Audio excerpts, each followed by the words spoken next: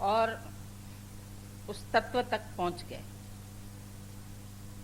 जो तत्व हमको गुरु समझाना चाहता है, बताना चाहता है, जिसके बगैर जिंदगी अधूरी है। अंदर में शांति नहीं है, कामनाएं घूमती रहती है, मन भटकता रहता है, कुछ न कुछ चाहता रहता है, डिमांड खत्म नहीं होती है और सभी के अंदर सुख की अभिलाषा है, आनंद की अभिलाषा है, लेकिन कोई ये जानता नहीं है कि वो आनंद, वो सुख, वो मस्ती कहाँ पर है, कैसे मिलती है। बाहर का नशा सब करते हैं, नशा पिला के गिराना तो सबको आता है, लेकिन मजा तो तब है जब गिरतों को थाम ले साकी। जो माया में गिर रहे हैं, फंस रहे हैं, विषयों में ही आनंद समझा, उस नशे में जा रहे थे दुत, लेकिन जब साकी, साकी मीन सतगुरु, जो साक्षी भी है, पिलाता भी है, पर इतनी लिमिट तक पिलाता है कि गिरने न पाए। वो शराब कौन सी है जिसे पी के सारी दुनिया तेरे दर पे झूमती है। हमारा ये भजन दादाजी का है, मेरे साकिया बता दे वो शराब कौन सी है।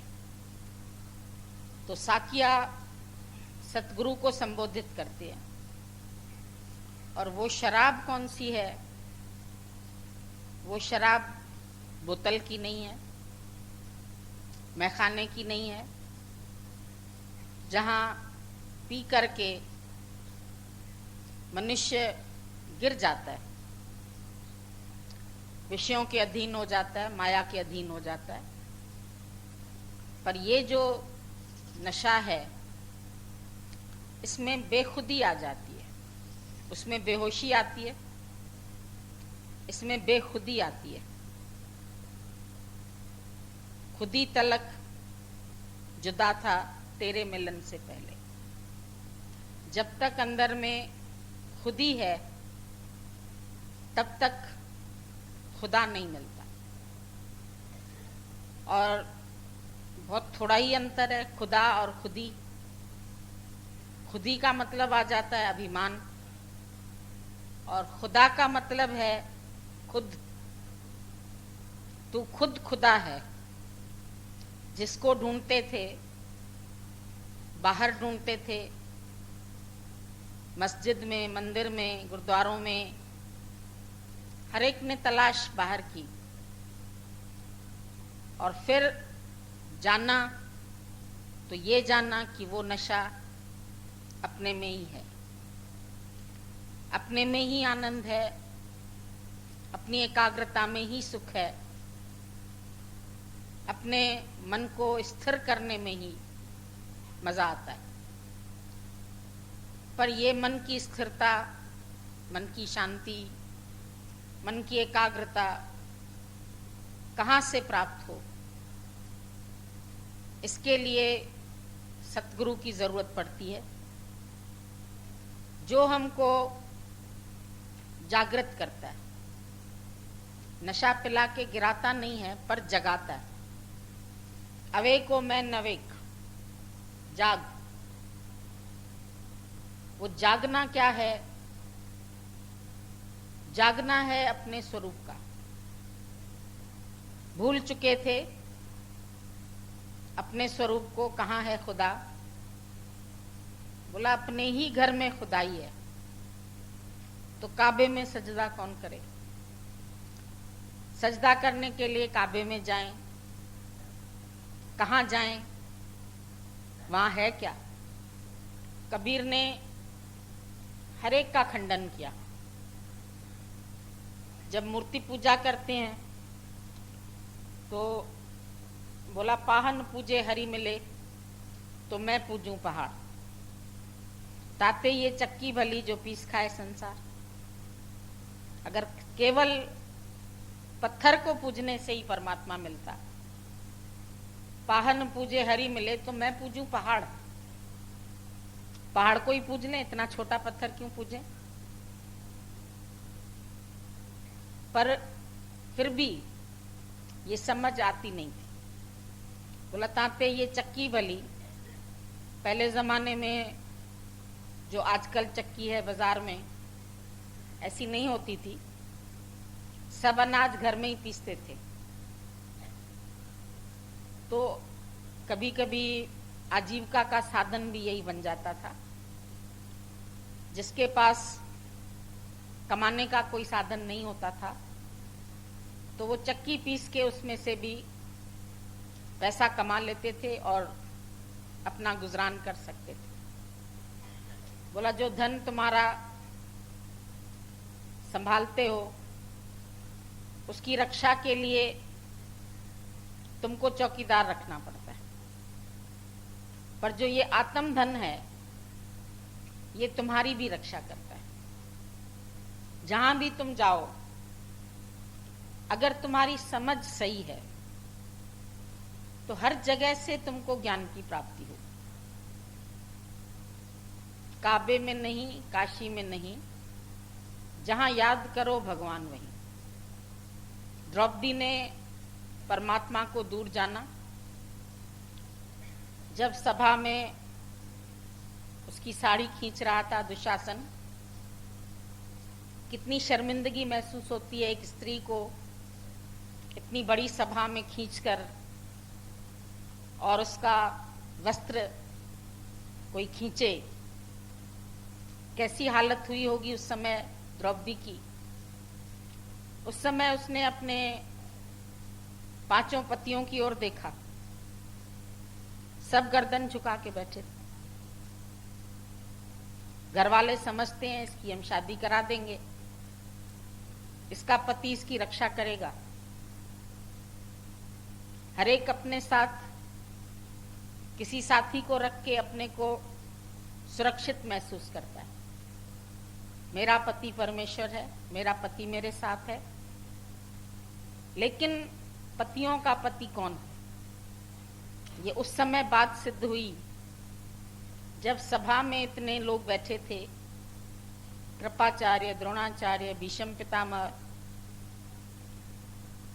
खुद धृतराष्ट्र बैठा था जिसकी वो बहू थी, और उसी का बेटा दुर्योधन। दुशासन, जब शासन खराब हो जाए तो बोलते हैं दुशासन। दुर्योधन, दुर्बुद्धि वाला। तो किसी को तंग करना, किसी को सताना, किसी अबला के आंसू बहाना, किसी को अपमानित करना, आसुरी संपदा वाले लोगों को बहुत आनंद आता है। ऐसे समय में उसने, द्रौपदी ने चारों ओर देखा, कोई भी उसका रक्षक नहीं था।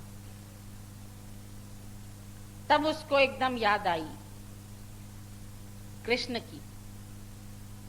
वही मेरा प्रियतम है, वही मेरा दोस्त है, वही मेरा सखा है, वही माता पिता बंधु सब कुछ वही है।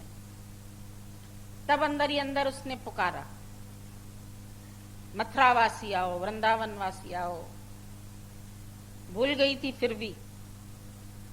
अब वृंदावन से निकले तब तक मथुरा वासी बोल दे, मथुरा से निकले तो गोकुलवासी बोल दे। आखिर जब उसको समझ में आया, अरे तो घटघटवासी है। जब घटघटवासी समझा तो उसकी साड़ी में ही प्रकट हो गया। वहीं पर ही है परमात्मा, लेकिन दूर जानते थे उसको, समझते नहीं थे। घटघटवासी तुम्हारे भी घट में है, इसके भी घट में है, इससे बड़ा विराट स्वरूप क्या हो सकता है? भगवान ने अर्जुन को जो विराट स्वरूप दिखाया आज सारी सृष्टि ईश्वर का विराट स्वरूप है। पहले जब फोटो देखते थे तो लगता था भगवान शायद इतना बड़ा हो गया, ऊंचा हो गया, लंबा हो गया। ऋषिकेश में जाते हैं, वहां एक कृष्ण भगवान की बहुत बड़ी मूर्ति बनी हुई है और उसमें अर्जुन तो इतने छोटे से है, भगवान इतने ऊंचे। एक मिरर इस तरफ लगा है, एक इस तरफ लगा है।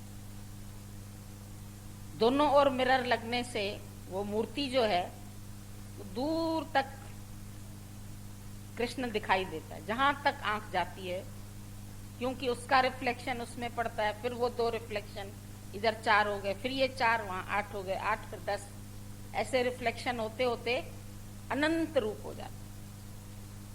तो सोचते थे शायद युद्ध के मैदान में भगवान ने ऐसा स्वरूप दिखाया होगा अर्जुन को, विराट रूप। लेकिन जब गीता पढ़ते हैं उसमें भगवान ने क्या विराट रूप दिखाया। 10वें अध्याय में भगवान ने सब अपनी विभूतियां सुनाई। मैं कौन हूं, मैं कहां हूं, क्या हूं, पहले सब अच्छी अच्छी चीज में बताया। सर्पों में वासिंग सर्प मैं हूं, गाय में कामधेनु गाय मैं हूं, पर्वतों में सुमेरु पर्वत मैं हूं। करते करते बोलते बोलते अंत में बोला, कहां तक मैं अपनी विभूतियों का वर्णन करूं, जड़ और चेतन सब मैं बनाऊं, मेरा ही विस्तृत रूप है। नदी में बाढ़ आ जाती है, माना बढ़ गई। कभी कभी बाढ़ आती है, तुम्हारे घर तक गंगा जी चली आती है। परमात्मा का भी एक्सटेंशन हो गया। Whole world is extension of God.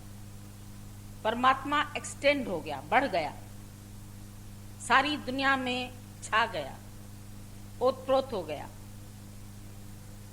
और जब उस रहस्य का अर्जुन को पता चला, तब उसको ये दिव्य दृष्टि गुरु से मिली और 11वें अध्याय में उसने अनुभव किया, सच में मैं तुम्हारे विराट स्वरूप को देख रहा हूं, तुम कितने ऊंचे हो, कितने महान हो। अब ये नहीं कि लंबा चौड़ा, पर विस्तृत है, ऑलराउंडर, ऑमनी प्रेजेंट, जहां तहां। कभी बचपन में देखा होगा, जब मूर्ति के आगे खड़े हो जाते थे, मन ही मन में हम प्रार्थना करते थे, भगवान ये, भगवान वो कर देना, ऐसा कर देना, जो भी कुछ मांगते थे अपनी तुच्छ बुद्धि से। तो कौन से कान से सुनता था? क्या मूर्ति सुनती थी? और कहा अंदर ही अंदर, शब्द बाहर भी नहीं निकले। तो कहां से सुना उसने?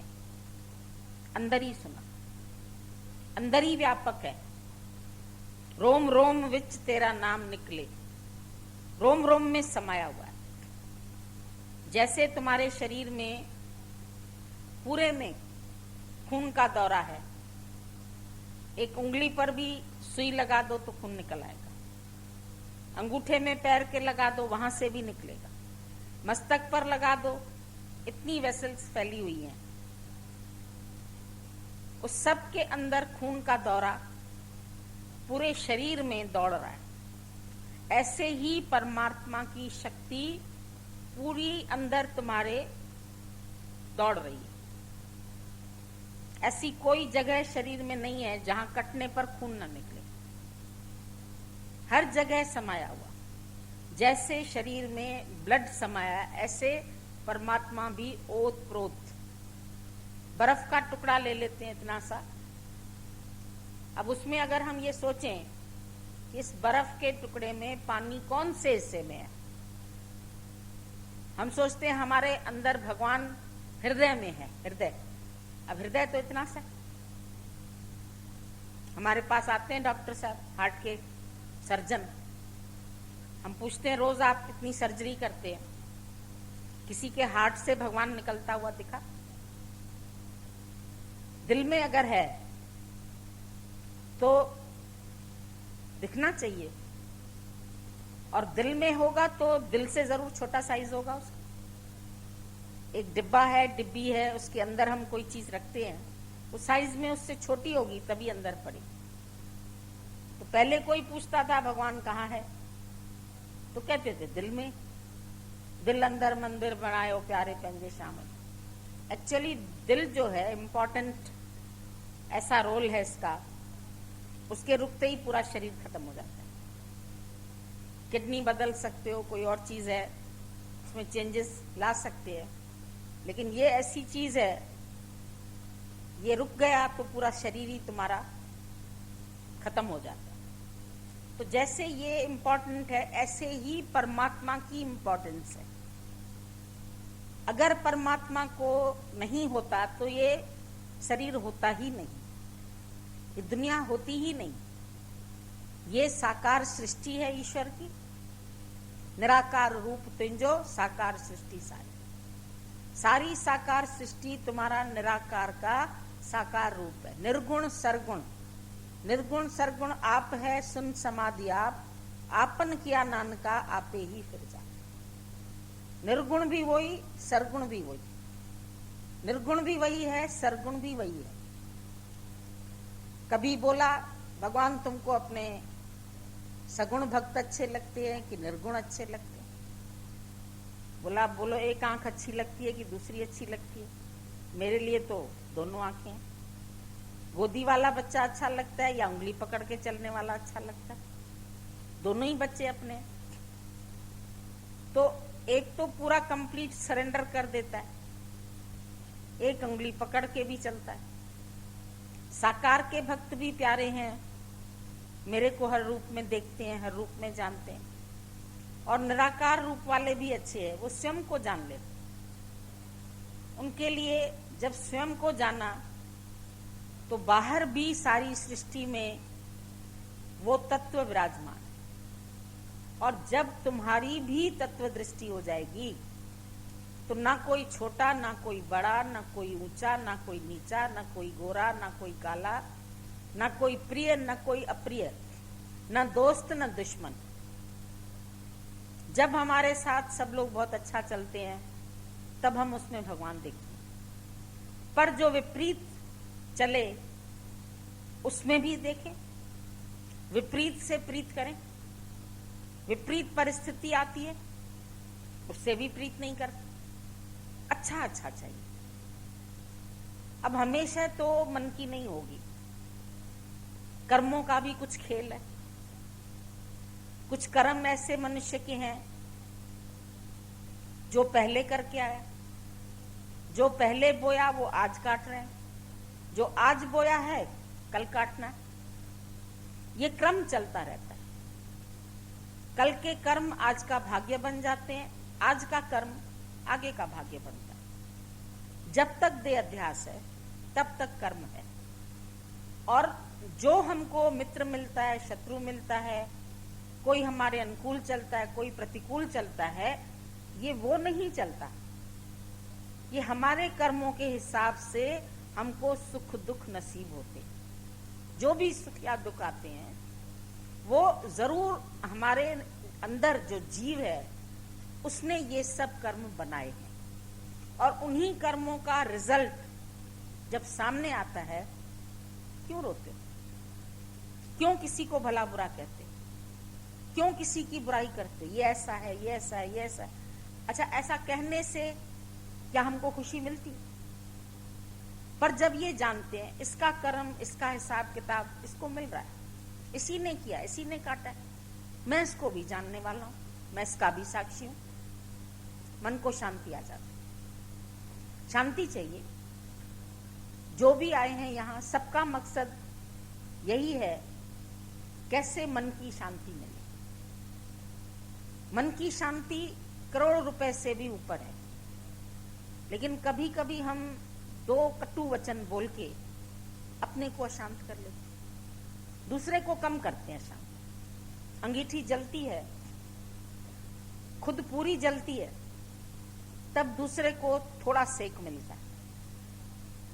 क्रोधी व्यक्ति पूरा चलता है, जो शब्द बोलता है दूसरे पर थोड़ा सा असर हुआ, और अगर वो खिसक गया, चला गया, तो वो भी नहीं होगा उसमें। पर तुमने कितने कर्म बना लिए क्रोध करने से तुम्हारा धर्म भी नष्ट हो जाए। धर्म क्रोध कर हो तो विभंगा। इतना जो ज्ञान सुना, इतना जो मेहनत की, कितने सालों से कोई आता है, एक बार क्रोध किया, एक बार किसी के लिए बुरा सोचा, एक बार बुरा बनाया किसी को, तुम्हारा धर्म खत्म हो गया, तुम्हारी कमाई खत्म हो गई, चट हो गई। क्यों करते? करोड़ रुपया खर्चने से शांति न मिले, वो एक शब्द से तुम अशांत हो जाते, एक परिस्थिति से अशांत हो जाते। इसने मेरे से ऐसे किया, ये ऐसा है, ये ऐसा, ये ऐसा। क्या देखा तुमने? ब्रह्म देखा, परमात्मा देखा हर जगह। परमात्मा को बुरा भला कहते हो, वो खराब है, वो तुम्हारे लिए बुराई सोच सकता है? नहीं सोच सकता। तुम करो भला, हम भलो न जाने। जो ईश्वर की तरफ से हुआ उसमें मेरे लिए कोई न कोई भलाई अवश्य छिपी होगी। नहीं समझ में आता, छोड़ दो, उनकी रजा पे छोड़ दिया। आबाद करें बर्बाद करें, उनका था, उनको सौंप दिया। दिल मेरा भी नहीं था, जीवन भी मेरा नहीं था, उसी का दिया हुआ है, दिल भी उसी का दिया है। अब दिल देख के तकादा कौन करे? व्यापार में लोग तकादा करने जाते, इसके पास रहे हुए इतने पैसे, इसने दिए नहीं है, जाओ इससे तकादा करो, ले आओ। तो बैठ जाते हैं आके दुकान पर। तो 4-5 सर्वेंट ऐसे रखते हैं दुकान पर जो सारा दिन उगराई करने जाते। पैसा लिया है, माल लिया है, हमको दो पैसा वापस। पर ये दिल तो ऐसा है, इसको देख के सब प्रसन्न है। दिल देख के तकादा कौन करे? कोई तकादा करने नहीं आओ भगवान, मैंने तो ये दिया, मैंने तो भगवान तन दिया, मन दिया, धन दिया। एक माई आती थी, भजन गाती थी, बोलती थी तन ऋणम धन ऋणम मन ऋणम सब दिया, जलायम ज्वानी, ज्वानी भी जला दी तेरे लिए, श्याम तुझे प्रेम में मां बड़ेस देवानी। तो दादा बोलते थे किस पर एहसान कर रही हो? दीवानी बन गई हो तो क्या मेरे ऊपर एहसान किया है क्या? घर छोड़ा या बच्चा छोड़ा या दुनिया छूटी तुम्हारे से या विषय विकार छूटे तो उसमें तुमको आनंद आया होगा ना। उसमें गुरु पे क्या एहसान किया? तुम्हारे प्रेम में दीवानी बनी तो कोई एहसान किया क्या? भगवान को दिल दिया, दिल में दर्द था, परेशानी थी, चिंताएं थी, ख्याल थे, कचरा पट्टी दे के और हम बोलते हमने दिल दिया भगवान, हमने बड़ी मेहनत की, हम इतने साल से सत्संग में आए, तो भी गुरु ने मेरे को समझा ही नहीं, मेरे को जानना ही नहीं। अब भक्त क्या चाहता है? जिसकी मैं बुराई कर रहा हूं ना, गुरु मेरे पक्ष में होके उससे लड़े। वो क्यों लड़ेगा? देखो, अर्जुन के साथ कृष्ण था और अर्जुन ने आकर के अपनी तकलीफ सुनाई, अपना दुख सुनाया, भाइयों का झगड़ा है, उसने जो कुछ सुनाया। अब कृष्ण ने अर्जुन का साथ दिया खाली? ऐसा नहीं था, दोनों ही सहायता लेने पहुंचे थे। अर्जुन भी पहुंचा था, दुर्योधन भी पहुंचा था। और जब पहुंचे तो सिराने की तरफ, सिंहासन की तरफ बना हुआ था। पहले दुर्योधन पहुंचा। अब वो राजा अपने को मानता है, कैसे कहीं और बैठ सकता है? तो सिंहासन बिछा था, सोचा मेरे ही लिए है, बैठ गया आराम से। अर्जुन बाद में आए, वो पैरों की ओर बैठ गए, चरणों में बैठ गया सामने। भाव अच्छा था पर पूरी तरह उसको सरेंडर नहीं किया था उसने। कभी कभी हमको अच्छा लगता है, कोई भी व्यक्ति गुरु